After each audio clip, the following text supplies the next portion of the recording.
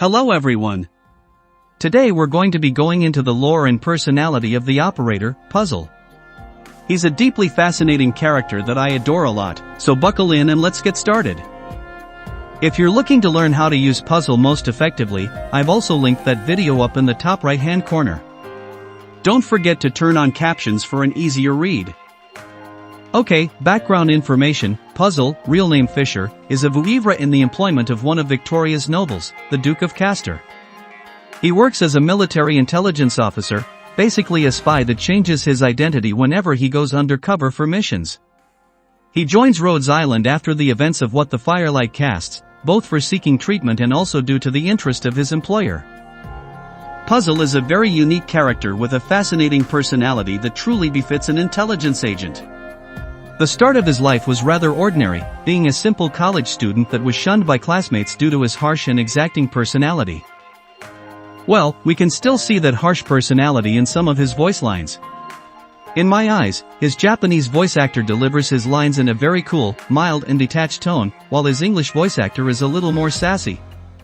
I've always thought of them as different sides to Puzzle, the calm and analytical worker with a learned silver tongue and the deadpan, sarcastic side.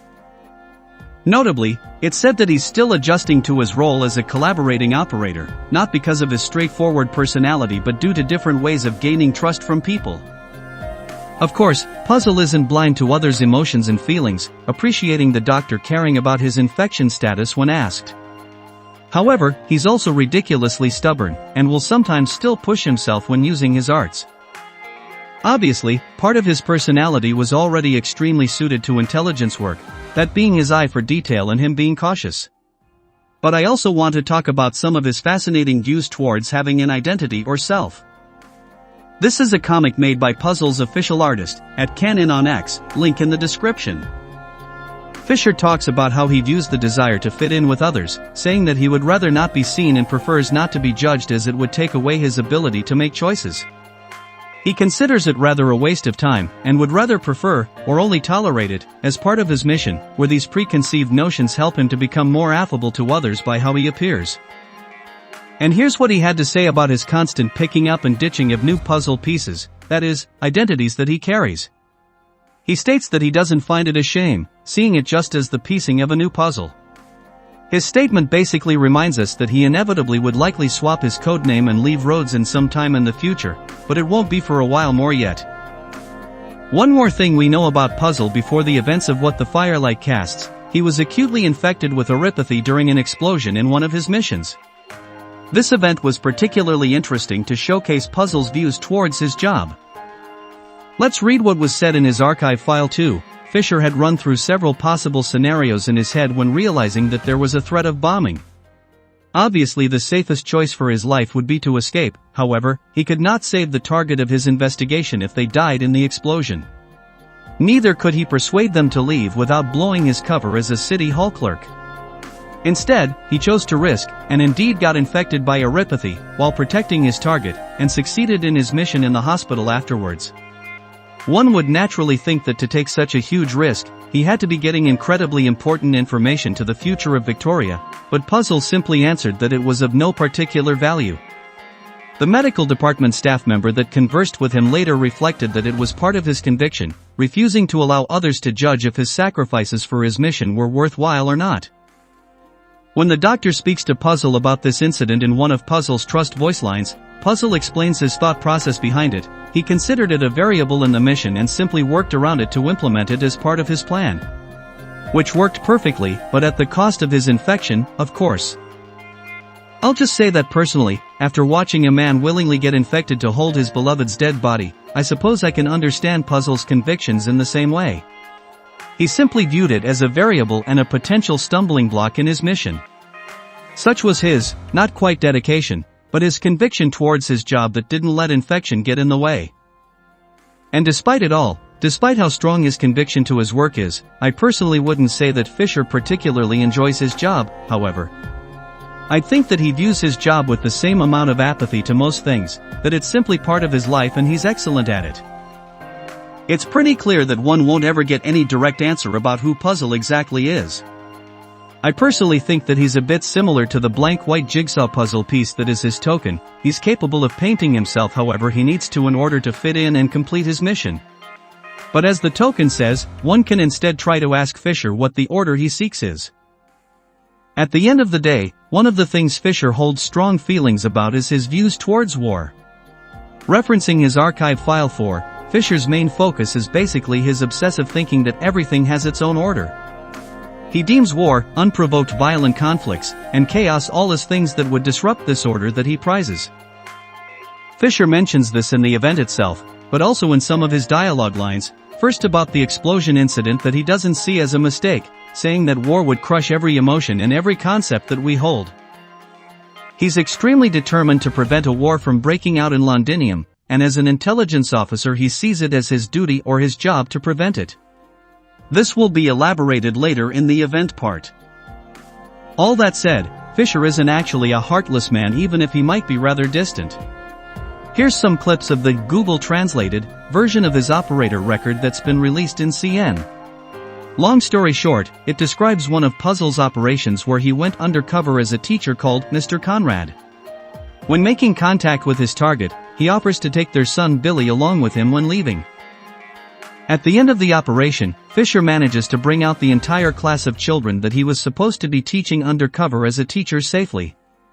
Although his higher-up deems this as irrational, Fisher rationalizes it quite calmly and explains his reasoning for it. Of course, the successful completion of his mission means that he can no longer return to the children that he took care of during his time undercover. He lingers nearby, however, listening to the song that they promised to sing him while he was posing as a teacher, enjoying the rebuilt Londinium. Fisher's not emotionless, nor is he cruel, he simply has extremely different priorities from most others. And a little fun fact relating to his codename, even though his codename is Puzzle, it's more because of how he views his different aliases and versions of himself. His promotion record states this, although he's seen buying puzzles every 2 weeks, spending time at his desk working on them when he's free, it turns out that he might only use puzzles to stay focused. Although, it seems that this also helped operators to be a little less nervous around him. Alright, now let's get into Puzzle's appearance in What the Firelight casts. Fisher makes his first appearance in FC2 before. It takes place after the last operation with the explosion that infected Fisher, with Fisher saying that he hasn't reported his infected diagnosis to the superiors yet.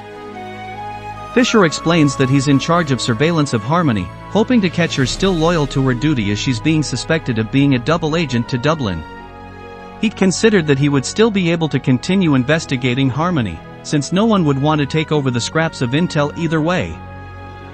Fisher then shows up to investigate an arson incident at Reedridge under suspicions of being related to Dublin, calmly requesting them not to make a record of access to those dossiers such that his investigation would not be uncovered.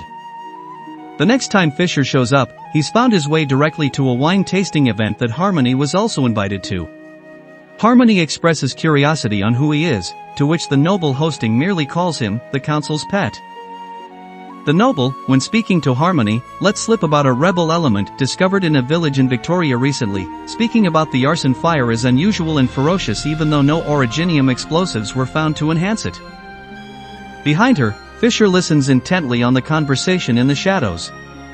Afterwards, he attempts to contact his superior, only to run into the Duke of Castor herself. While the Duke of Castor is sympathetic to Fisher's hard work and constantly being on duty, she's also the first to bring him the option of retiring after his current mission, to live the good life on a short leash, as he says, or to get a promotion which would then bring him to Rhodes Island. Later on, Fisher discusses the forces that called themselves Dublin with another Special Forces soldier, theorizing that the Dublin leader that appeared in County Hillock was more than one person. He explains this with the concept of jigsaw puzzles, recognizing that the other arson case was tied to the other descendant, Reed from Rhodes Island. This sets a competition with Harmony, secretly from Dublin, competing against Puzzle from the Duke of Castor trying to get Reed's cooperation before the other side scoops her up. Fisher and his forces reach Reed and the other Tehran refugees first. He gives orders to not let any citizens get hurt but to bring them under control first and greets the refugees with his smog arts. Fisher confronts Reed first, presenting her with a writ of investigation to investigate the arson cases while subtly hinting to her that he's aware of her real identity. Fisher interrogates Reed, although he's aware that there was indeed a mistake in calling the Taran refugees part of Dublin insurrectionist forces. His main purpose is of course to press Reed about her real identity. Halfway through, Dublin forces led by Harmony and the Brigadier show up, leading Fisher to make his offer for Reed to accept the Duke of Caster's protection.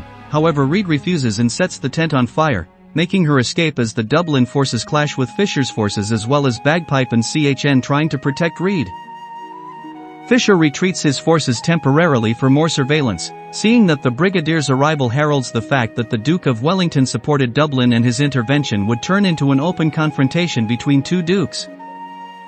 Fisher directly engages Bagpipe and CHN, using his smog arts to draw a mist around the battlefield while he attempts to talk them down first. However, using such strong originium arts for such a long term can't be maintained for too long, and Fisher briefly mentions his views towards war where he strives to ensure that true war does not break out.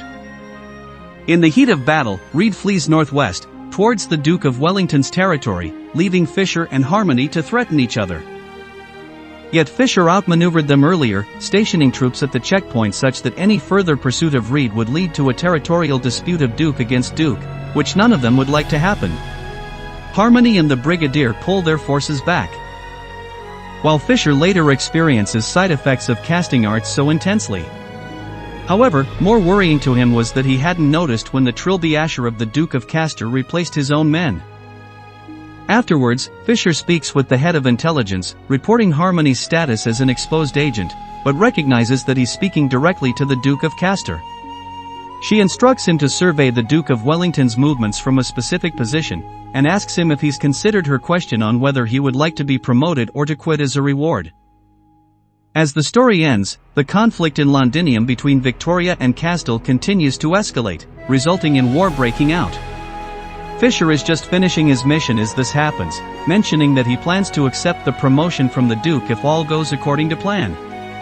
However, he gets distracted by the sound of a battle fleet passing into the territory of the Duke of Caster, which he wasn't aware of. Realizing that the Duke of Caster has basically given her assent for war to begin, Fisher comes to the realization that her goals are different from his, and he can't reconcile this fact with his own goals. Referencing this ex-post by Can, once again, Puzzle's official artist, it offers a clearer explanation for the ending of the event. I've already explained most of this before, so I just want to focus on the last part that mentions his archive file number 4. Although he disagrees with Duke of Caster's actions, allowing the war to occur for her own selfish needs, his allegiances won't change, and he's still loyal to Victoria.